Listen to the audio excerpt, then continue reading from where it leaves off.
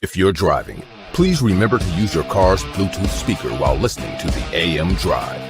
Sports talk is not worth your safety or the safety of others. Grab your popcorn and sit back. Jump the gun. Oh, no, give me more than that. Okay, go this way.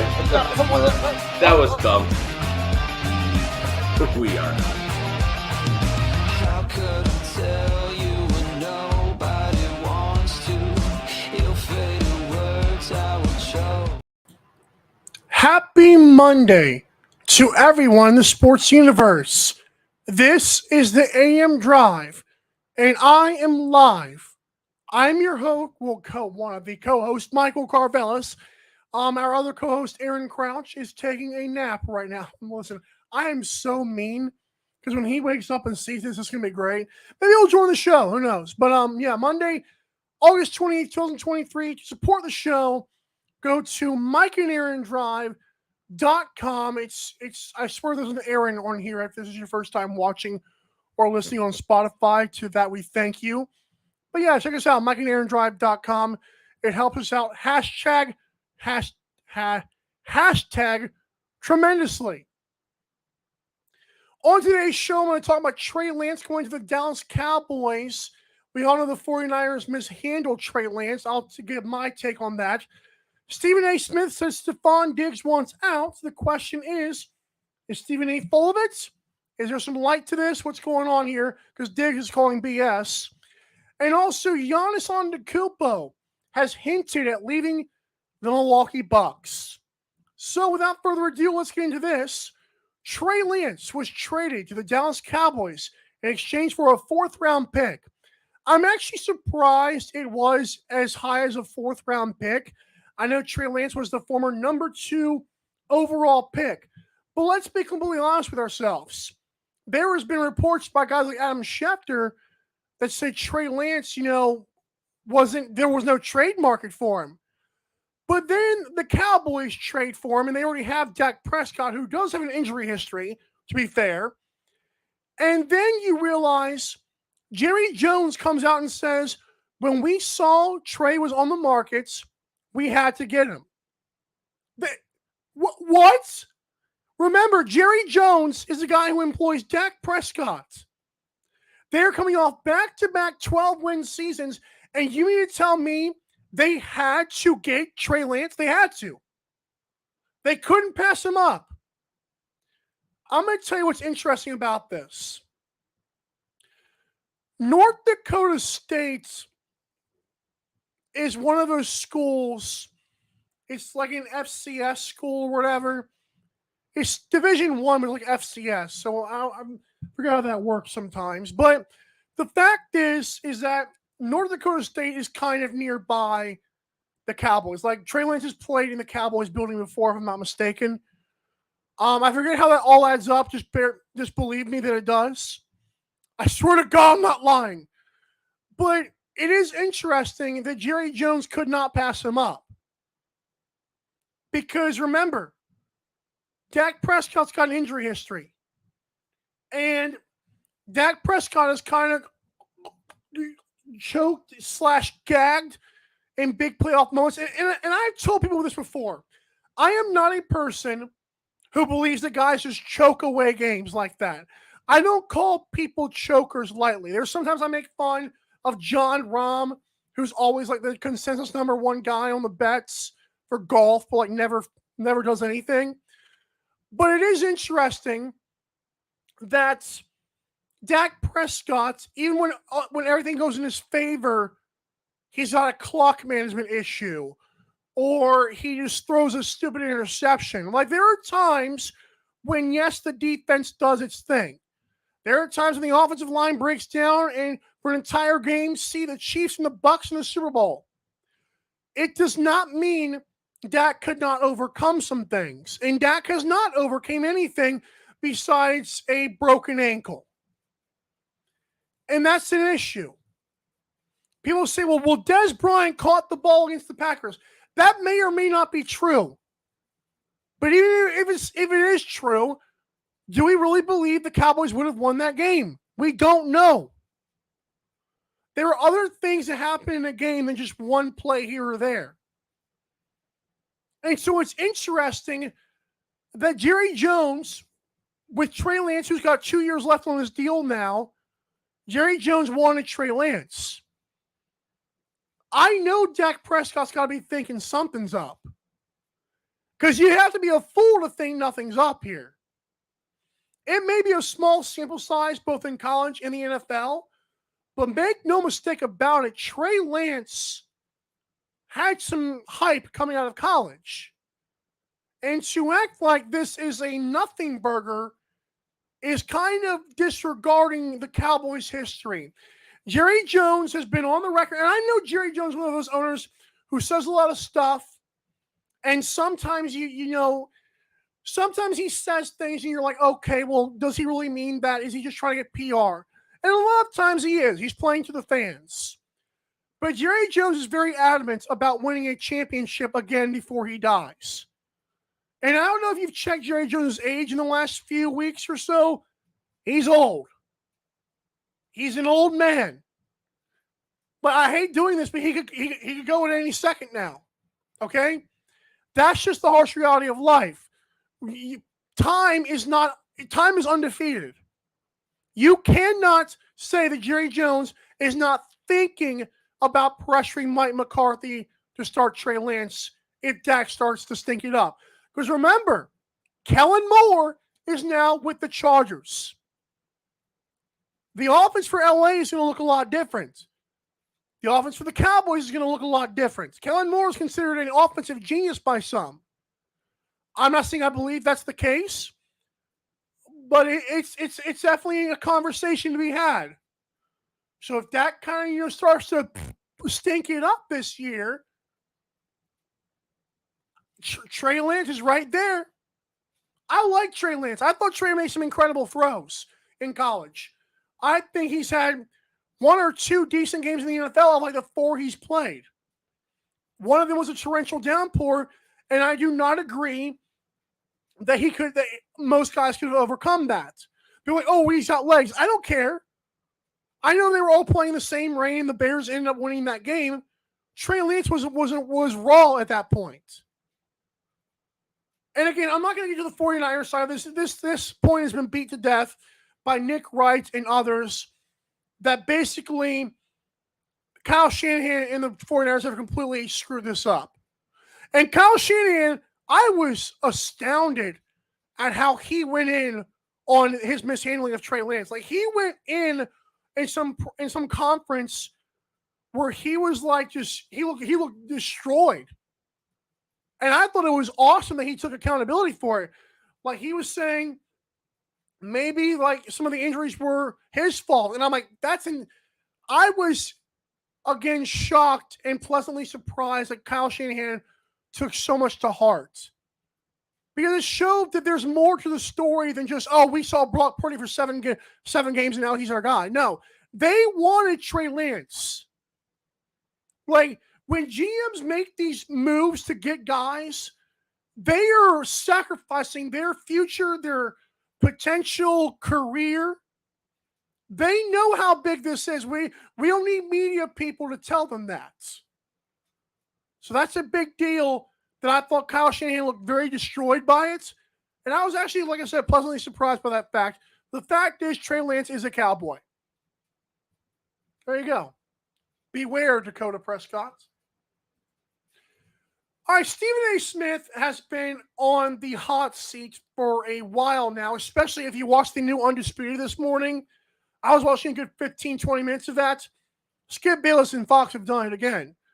But I was once at the camp, and I'm getting to a point with this, by the way.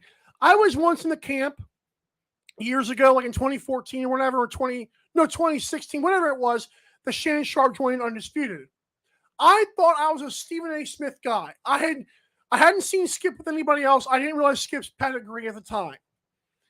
Maybe a lot of people didn't. But I couldn't watch First Take anymore. I don't know if it was Molly Karam's voice. I don't know if it was Stephen A. just being too much there. But I started to fall in love with Shannon Sharp and Undisputed. The common denominator there was Skip Bayless. Well, Skip Bayless this morning introduces a new crew after Shannon had his little stupid fallout with Fox and Skip Bayless because he allowed social media to let him do that. And I was disappointed by that, but I thought Richard Sherman, Michael Irvin, and Keyshawn Johnson were really good up there. And I was like, man, Skip Bayless hasn't even talked yet, and I thought this show was already incredible. I say that to say this. Stephen A. Smith has been getting more hot takey recently. And I know that sounds like, wow, like he's always done that. No, Stephen A. Smith has said some things like he talked about Lonzo Ball, and Lonzo called him out. He said Michael Jordan sent him a text at 5:54 in the morning telling him Magic Johnson's the GOAT point guard over Steph Curry, correct. And people were like, oh, well, did Michael Jordan really text him? Okay. Then, like Stefon, he says he has sources that say Stefon Diggs wants out of Buffalo. And, of course, naturally, Stefon Diggs, to save face, is going to say, oh, well, that's BS. Well, okay, listen. I don't think people understand sources as much as they should. I don't think that Stephen A. Smith has a source in Buffalo that maybe is credible as you'd like to think.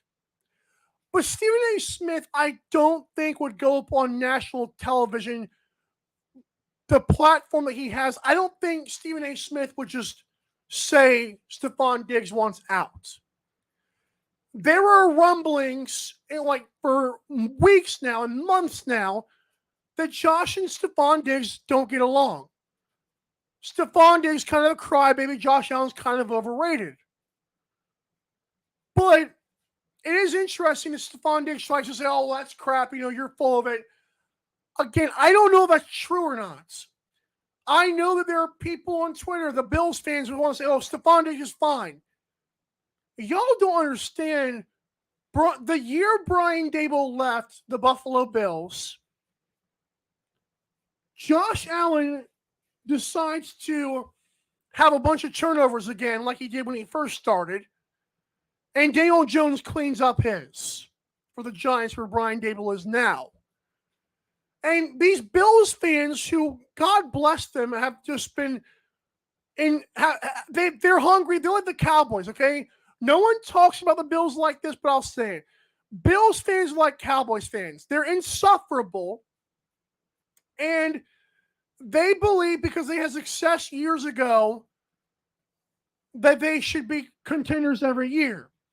The only difference between them and the Cowboys is Cowboys actually finished the job a few times. Bills did not. So argue with you like your mother about how good you think the Buffalo Bills are. There is some weight to Stefon Diggs wanting out. And for people to, for Bills fans to just believe Stefon Diggs automatically that Stephen A. is full of crap, I think you need to pay attention more than you do. Because again, Stephen A. Smith is respected in media. And as a person who breaks news in the National Lacrosse League, I've got my sources too. And I know how sources work. And I know that if they're kept private, those sources will keep feeding you information. So I wanted Bills fans to be careful with saying, oh, Stefon Diggs, yeah, he's right. Stephen A. is full of crap. And again, I'm not saying that Stephen A. is, maybe his source is not great, because I don't know why Stephen A. Smith would have Buffalo Bills sources.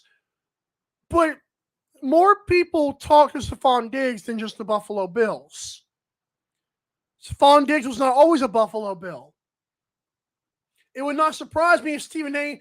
has somebody else around Buffalo or around Stefon Diggs' camp that kind of plugged him some information. There is some weight to Stefon Diggs wanting out of Buffalo. I don't know how much it holds. I don't know how much water is in that little jar, but the jar is getting heavy. And it only gets heavier when guys like Stephen A. Smith use his platform to say, hey, Stefon Diggs might want out of Buffalo. And newsflash, you see Stefon Diggs when he's tired of losing. Maybe some of that is self-inflicted. But with the Vikings, he kept losing. With the Bills, he keeps losing. He wants to win. every modern athlete is chasing rings more than ever before.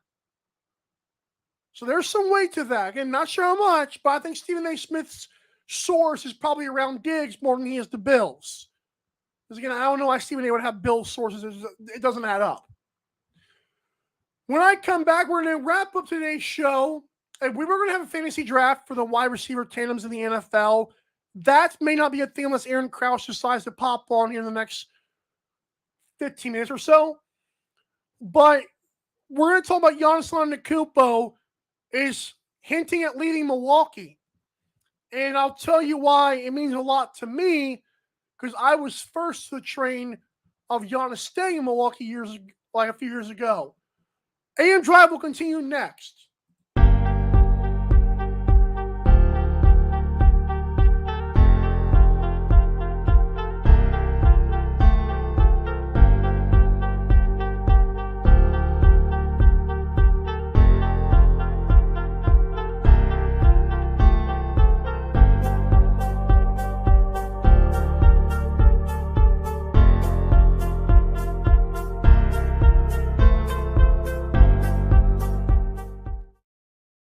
You know, guys playing golf is getting very popular, like more popular than it has been. Like there are people around me, and I have not played golf before. I played putt-putt, but I mean, who hasn't played putt-putt at some go-kart track somewhere?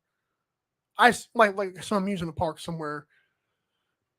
But I know golf, you have to be kind of comfortable. Your mind has to be right. So why not wear the comfortable and cool gear from shankitgolf.com? You can use our code AMDRIVE for 15% off. It's all caps, no spaces, AMDRIVE for 15% off your order on shankitgolf.com. Shankit Golf, of course, wants you to feel the best while you're playing what you think is your best. It might be better than your peers, who knows? But again, shankitgolf.com, code AMDRIVE for 15% off. Tell the guys that we sent you. Also, go to mikeandaarondrive.com.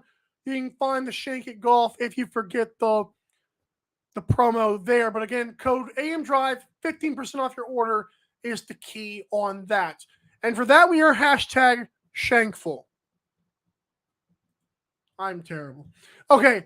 One of these superstars in the NBA, Giannis Antetokounmpo, was very transparent per usual, as he was basically writing his obituary in Milwaukee, playing for the Bucks. I remember a few years ago, before Giannis stayed in Milwaukee, that I came on a show called Mike Said It First that I used to host on 12 Ounce Sports. God rest its soul. If you know, you know. And as a Miami Heat fan, of course, every time since LeBron has come to the Heat or Jimmy Butler, ever since those times, every superstar is supposed to land in Miami. Maybe there's some weight to that. But I did not think Giannis was going to leave Milwaukee. My reason being is my whole country argument I use is that it was Shohei Ohtani. I don't think Shohei Ohtani gives a crap about, of course, obviously the UCL tear is another story with him. But I don't think international superstars care as much as USA stars care about hopping to big cities. Now, I'm sure Milwaukee, Wisconsin is not the greatest place to live sometimes, especially if you know there's places like Los Angeles and Miami and Atlanta around, or New York City. But I don't think it's like some hellhole. I think that these guys can survive there. Like Nikola Jokic, is anybody going to ever speculate Nikola Jokic will leave Denver? No. But now Giannis has been around town for a while. Giannis is getting kind of tired. And even a guy who came up from nothing in Greece has made his way in the NBA, has made his money. converted to Greek dollars. I don't even know what the currency is there. I find it interesting that Giannis is finally starting to want out. He's speaking in past tense. He wants to win rings because he's adopted the culture now. Because remember, Giannis was a very late bloomer in the NBA. Giannis is a guy, like his brother Thanasis, who rides the bench in Milwaukee, that was Giannis when he first came into the NBA. Like, how many physical freaks with high potential has the NBA seen that just never pan out? Giannis worked his little butt off, and it finally did pan out for him. But that's not always the case. So naturally, Giannis wanted money. Giannis got himself a ring, which gave him even more leeway. And now Giannis understands, hey, this business works in weird ways. And while Giannis may not have wanted out of Milwaukee even 3 years ago, Giannis sees the Phoenix Suns stacking the deck. He sees Damian Lillard wanting out of Portland. There are probably people in Giannis's ear. They're telling him, hey, dude, are you going to get complacent? Like, I'm sure he wants more. And I respect him for that. I still think Milwaukee winning a championship, while it was great, and you can't take anything away from them on that, it is interesting to think that if things had gone some other way with injury-wise with other teams, would the Bucks still have won? Because the Phoenix Suns were the I don't know if they were the favorites, but everyone loves Devin Booker and DeAndre Ayton and Chris Paul. Everyone wants Chris Paul to get a ring. So when Giannis came in and dominating game 6 or whatever, like he did, like making 20 of his 21 free throws, that was a big deal. But now Giannis understands champions cannot get complacent. And when champions get complacent, that usually means they're just a one-time champion. The Packers never drafted wide receivers. Even after they won a Super Bowl, they thought Aaron Rodgers could just do it himself all the time. They even changed the coach. And the Bucks just changed the coach. And Giannis seemed to like Mike Budenholzer for what it's worth. Giannis is getting tired of settling. It's been a long time since 2019 when the Bucks won the championship and Giannis graced the cover of NBA 2K19. It's been a long time. We've had a whole pandemic and a whole bubble since that moment. You don't think Giannis's mind has changed just a little bit? I think it has. And I'm happy for Giannis Antetokounmpo. I think he's an easy guy to root for because not only is he good, which helps, but he's been loyal to a team that is kind of devoid of success. Like, yeah, the Bucks have had Lou Alcindor / Kareem Abdul-Jabbar. They've had guys, but they've never had a Giannis. And Giannis, was there. He was built up with the Bucks, and now he's like, okay, now what? He wants more, as he should. Why settle for less? Remember to go to Agridime and use code AMDRIVE for 10% off your order. Get the best and quality meats shipped right to your door. Also invest in cows. Still not sure if I want to do that or not, but it'd be kind of cool. Just don't name the cow. Say, hey, Lucy. Oh, no, she's dead. You can't do that. Can't do that. Go to Agridime. If you forget how to spell it, go to mikeandaarondrive.com. Click the Agridime logo. Remember, the promo code AMDRIVE is the key for 10% off your order.